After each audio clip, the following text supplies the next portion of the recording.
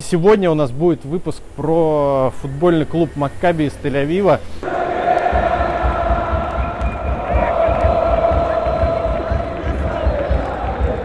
Как видите, вот такая вот решетка преградила нам путь. Вон, смотри, я смотрю, там с трибуны кого-то на носилках выносят. הרבה פירוטכניקה, בלאגן, הלכתי עם אבא שלי.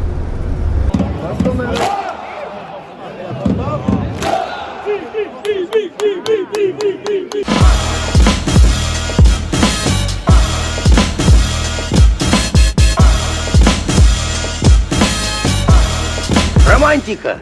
Приветствую, с вами Ваня Романтик. 4 часа на самолете, и из зимней Москвы мы перенеслись в зимний Тель-Авив. Но, как видите, это совсем другие погодные условия. У нас в планах посещение нескольких матчей, про которые я постараюсь вам рассказать. Ни слова больше, поехали!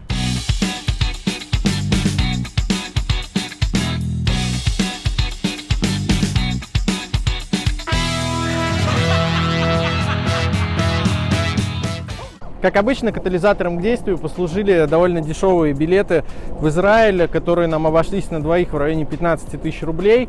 Прилет и улет у нас из Эйлата, но мы, естественно, поехали в центральную часть. Причем, так как здесь очень довольно все дорого, мы поехали автостопом, который, могу сказать, удался на 100%. Мы вышли из аэропорта, буквально через 5 минут поймали машину до Беэр-Шевы, а это 2/3 пути в сторону Тель-Авива. И потом вышли из этой машины, я только вытянул руку, и остановилась сразу еще одна машина, которая подвезла нас до пригорода Тель-Авива. Поэтому, в принципе, по времени мы затратили ровно столько же, но сэкономили с человека по 70 шекелей. 70 шекелей в переводе получается где-то в районе 1200-1300 рублей на человека, что я считаю довольно ценным сохранением денег. Как я и говорил, Израиль довольно дорогая страна, Тель-Авив, естественно, не исключение, поэтому мы сняли хостел, получилось человека по 1000 рублей за ночь. Но если у нас в стране и, в принципе, в Европе за эти деньги можно снять довольно-таки красивый хостел, то вот посмотрите, как выглядит наш. Это довольно жестко, конечно, но выбирать не приходится. Мы уже его забронировали. По фотографиям он был вроде как ничего, но по факту вот он такой, какой он есть. Кстати, сегодня у нас будет выпуск про футбольный клуб Маккаби из Тель-Авива. Сейчас мы пока гуляем по городу и ждем встречи с его старым фанатом и еще с одним очень хорошим человеком, с моим другом, с которым я познакомлю вас чуть-чуть попозже. Ну а сейчас пойдем перекусим чего-нибудь.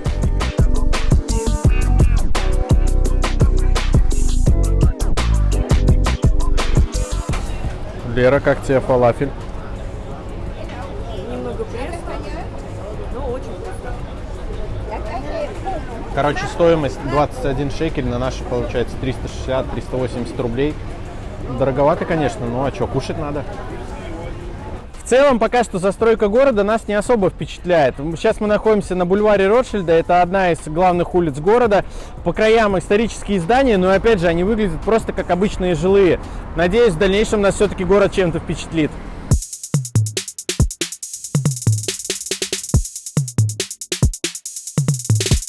Вот в центральной части хотя бы чуть-чуть поинтереснее. Вот это, например, дом Ильяху Голомба, или по-русски Ильи Голубева, который, кстати, белорусский уроженец города Волковыска.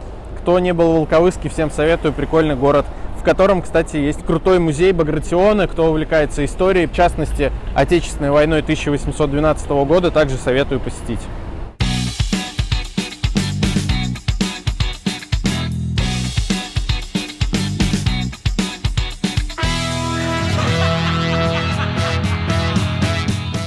Ну а теперь мы находимся уже в южной части города, а если быть точнее, то в его старой части, которая называется Яффа. Яффа — это город, который здесь появился изначально, Тель-Авив относительно молодой город. И именно в южной части располагается стадион Блумфилд, на который мы сейчас идем, чтобы встретиться с одним из моих знакомых, с Александром. Не будем тянуть? Конечно, застройка Яффа сильно отличается от Тель-Авива. Красивые каменные улочки, но правда только в своем центральном районе. Окружают же его не самые благоприятные для проживания арабские и африканские дома. Автовокзал как раз находится внутри таких кварталов. Поэтому, если будете искать варианты с жильем, рекомендую обращать внимание на северную часть современного города. Как обычно, навернув круг по стадиону, мы наконец-то нашлись. Добро пожаловать. Да, Саша. спасибо. Да, это Саша, которого мы как раз искали и обошли полностью весь стадион. Ну что, куда двигаем?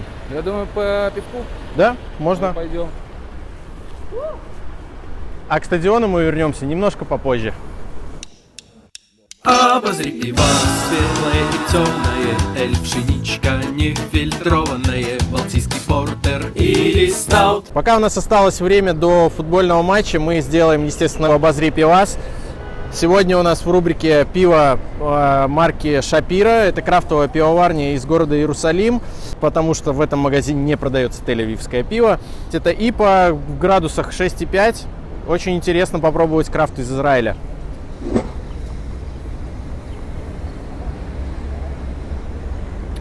Довольно вкусно.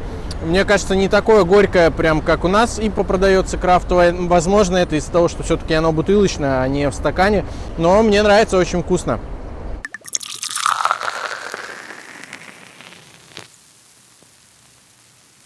Романтика! Я никогда не забуду, вот, пришел первый раз, когда на 11-й сектор в Макаби Тель-Авив, они меня пригласили. Ну, было давным-давно, не знаю, лет 10 назад, 15. Вот. И там люди, которым уже туда там было, там, за тридцатник, за сороковник, такой олдскул, как бы. Ну, они меня взяли, мы с ними там, значит, стоим. И вдруг он мне там наше плечо говорит: вон, смотри, я смотрю, там с трибуны кого-то на носилках выносят. Я такой, блин, что-то пропустил, все, короче. Вот. А он, я говорю, а что случилось? Там говорит, да, перепил, короче, алкогольное отравление.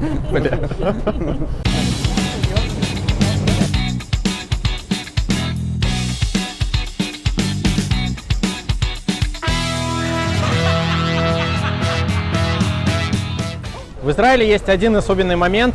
Здесь очень быстро темнеет. Вы видели до этого кадр, когда было светло, а теперь уже полностью темно. Мы находимся напротив очень крутого кафе, где можно покушать вкусный фалафель и где традиционно собираются фанаты Макаби Тель-Авив, чтобы поесть перед футболом, возможно, попить пиво.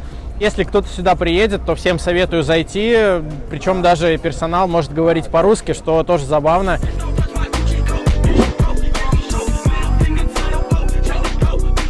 Мы наконец-то встретились с одним из старых фанатов Макаби Тель-Авив. Парня зовут Том. Вообще, откуда появилось название Макаби? עיקרון מכבי זה משפט, זה מי כמוך באלים אדוני. זה משפט מהתורה, מהתנ"ך. השורשים של מכבי זה תרבות השרירים, יהדות השרירים. וזה מקום שמגיע מציונות. יש למכבי קשר מאוד מאוד חזק עם הציונות בארץ, וגם בשואה שינו את הצבע לצהוב כאות הזדהות עם היהודים שהיו בלאות עם הטלאי הצהוב שהיה להם על החזה. והיום האוהדים די ממשיכים באותה אווירה ויש את הקשר הזה. Когда у вашего клуба появились первые фанаты? Потому что ваш клуб, в принципе, это первый зарегистрированный футбольный клуб, который появился в Израиле в 1906 году. Когда появились именно люди, которые говорят, что они фанаты? תמונת האוהדים של מכבי הייתה למעשה מההתחלה, משנות ה-40, משנות ה-50. ההיסטוריה שאנחנו מכירים של הדור שלנו זה בתחילת שנות ה-70. חלק הורים של אנשים שהם היו פעילים בתקופה שלי, והם היו חלק מהדור הזה. תנועת אולטרס למיניהם קמו יותר בתחילת שנות ה-2000, יותר הדור שלי. ועד הזמן הזה השתנה טיפה לפי המודרניות של התקופה. זה בערך, תחילת שנות ה-2000 התחילה פנאטיות ניו סקול. before זה היה אולד סקול.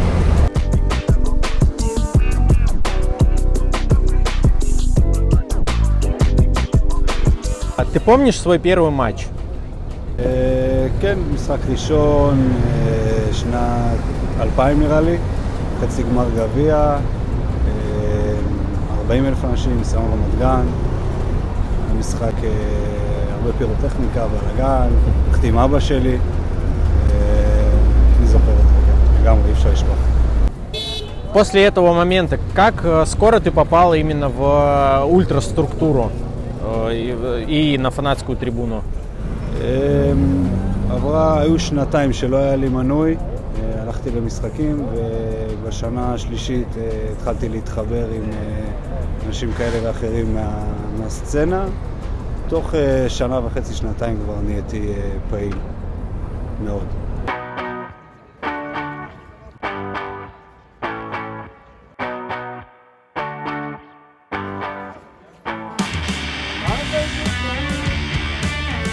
לופי!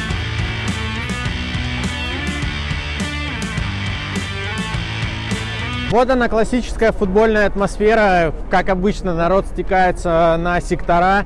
Народу очень много реально здесь вокруг, с учетом, что этот матч не особо серьезный. Саш, расскажи, пожалуйста, чего нам ждать сегодня от этого матча? В футбольном плане?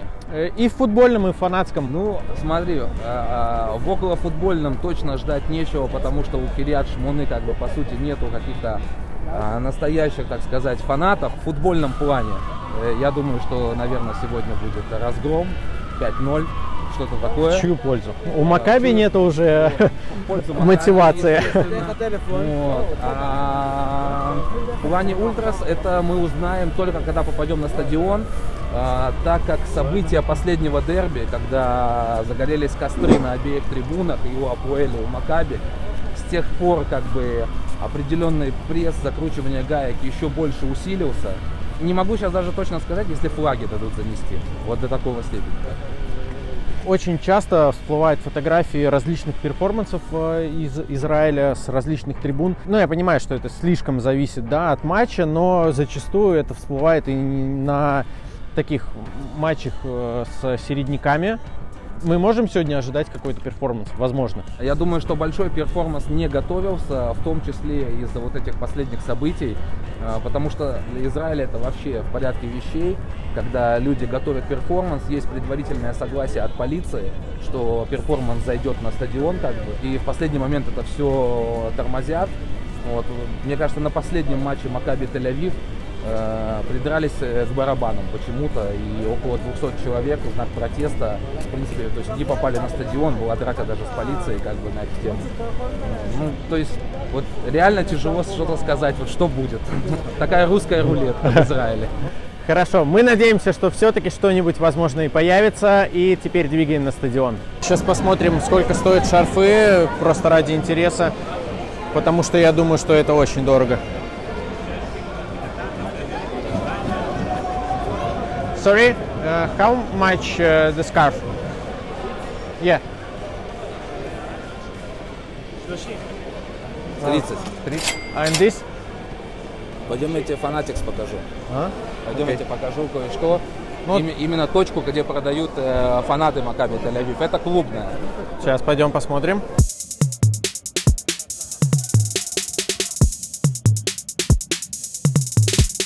Мы возле сектора Макаби. Я надеюсь, что мы сейчас попадем на футбол по липовым абонементам.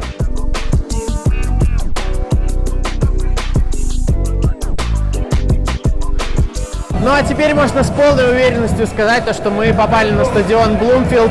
Кстати, этот стадион был построен в 1962 году, и мы идем по его подтрибунке. В нынешнем видео он предстал зрителям буквально несколько лет назад, потому что, естественно, здесь была реконструкция. И если до этого он вмещал 15 тысяч, то сейчас он вмещает примерно... Окей, sorry. Съемка прервалась, потому что мы подошли вплотную к палатке, где продают мерч для фанатов Макаби, и пацаны попросили не снимать все это действие. Вот, я рассказывал про стадион, и в нынешнем видео он представлен в 2017, если мне не изменяет память, году. И если до этого он вмещал 15 тысяч, то сейчас он вмещает в районе 29 с копейками, то есть почти 30. И самый забавный момент, наверное, это первый стадион, по крайней мере для меня, на котором играют домашние матчи целых 3 команды из Тель-Авива. Если одна из них это, естественно, Макаби, на которой мы сегодня пришли, то вторая это их заклятый враг ХПЛ, а третья это очень интересная команда Бней Игуда. Интересна она тем, что это именно районная команда, можно сравнить ее с Чертаново. Чертаново, ну тоже у нас в Москве, это районная команда. И она также играет матчи здесь, потому что их районный стадион не пропускают по правилам лиги. Я думаю, опять же, это такая наболевшая тема для наших фанатов, поэтому она очень-очень похожа. Ну что, мы двигаемся внутрь стадиона, посмотрим, как выглядит чаша.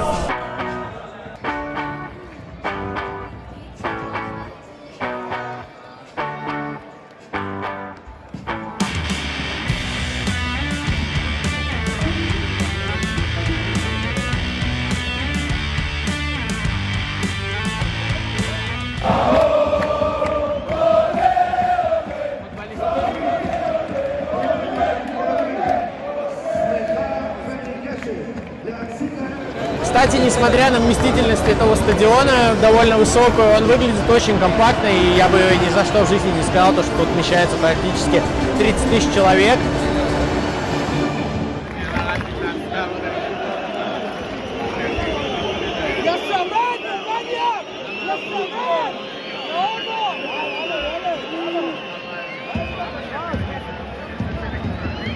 Если посмотреть на табло, то мы сегодня на домашнем матче Макаби Тель-Авив, но эмблема расположена второй. Этот момент объясняется очень просто. Иврит читается справа налево, а не слева направо, как у нас. Поэтому и эмблема находится второй.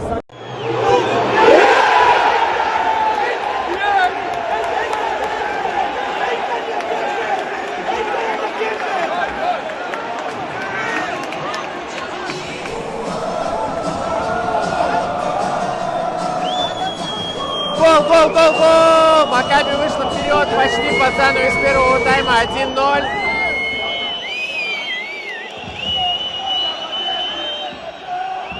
Короче, судья сказал то, что будут смотреть ВАР.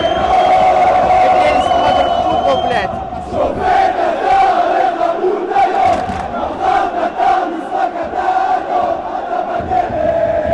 Судья, ты сегодня умрешь. Ты красного цвета, и ты продал игру. Какая песня?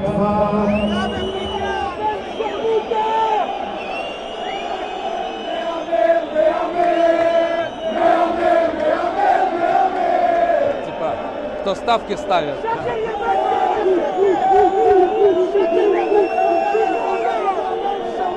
Как говорится, от любви до ненависти один шаг. Если только что трибуна Макаби взорвалась от радости гола, то сейчас вся трибуна негодует, потому что судья решил пойти и посмотреть ВАР. Все свистят. Мало того, что судья послушал сначала, что ему говорят, естественно, он решил пойти и посмотреть сам на экран. Вот сейчас минута ожидания, что очень отвратительно. Футбол от этого теряет свою динамику. Ждем. Я не знаю, будет ли меня слышно или нет в этом свисте, но судья не зачитал этот гол, поэтому счет прежний 0-0.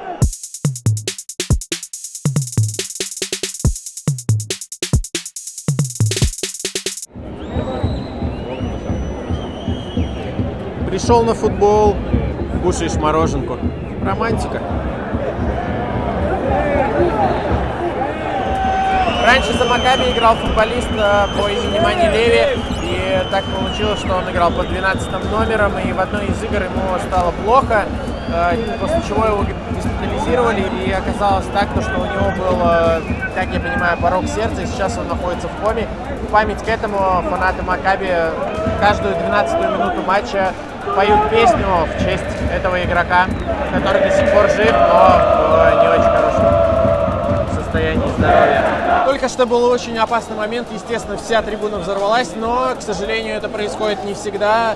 На самом деле 60 буквально небольшой островок по центру трибуны. Естественно, мы туда не пойдем, потому что очень странно, если парень по центру трибуны будет ходить и снимать всех на камеру. Поэтому наслаждаемся видом отсюда. В принципе, все равно трибуна поддерживает очень громко. Счет 0-0, уже середина первого тайма. Само качество футбола не очень крутое, но что есть, то есть.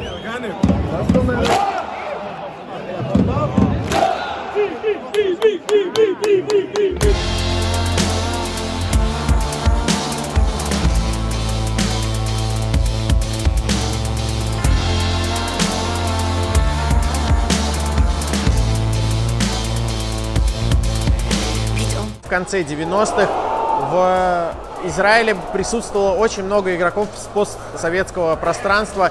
Самый известный игрок, который играл за Макаби в это время, это Андрей Тихонов, как ни странно. Правда, провел он всего несколько матчей, вроде как не отметился никакими полезными действиями, но факт остается фактом, он здесь был.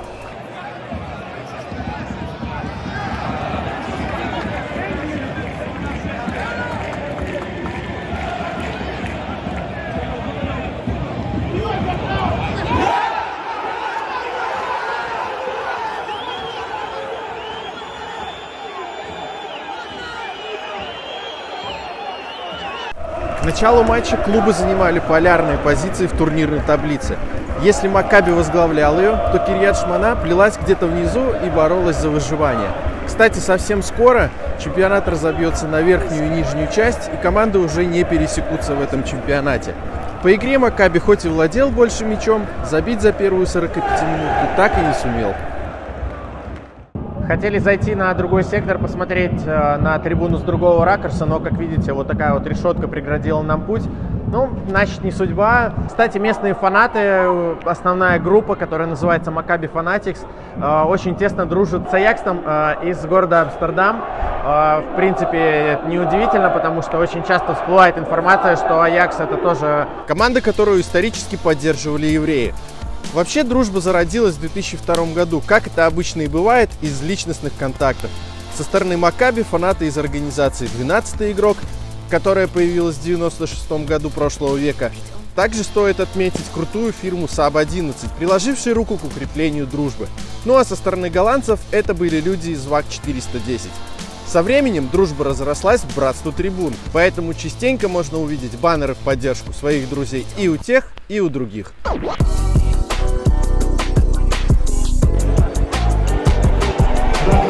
В принципе, никто и не сомневался. Именно когда мы будем идти по трибунке, Макаби забьет свой первый гол, который они вымучили, как это могли. Вот, Макаби наконец-то вышел вперед на радость местным фанатам. 1-0.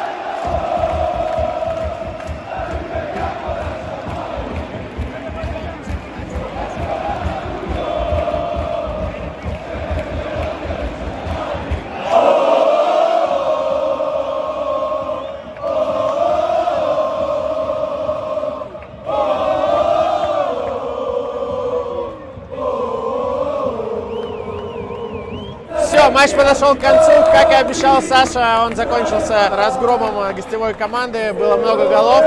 Макаби выиграл со счетом 3-0. Последние минут 10, наверное, фанаты Макаби передавали привет ХПЛ Тель-Авив, с которыми не встретятся уже в следующем туре, это будет Тель-Авивское дерби. Йоу, тересем, Марбиц, йоу.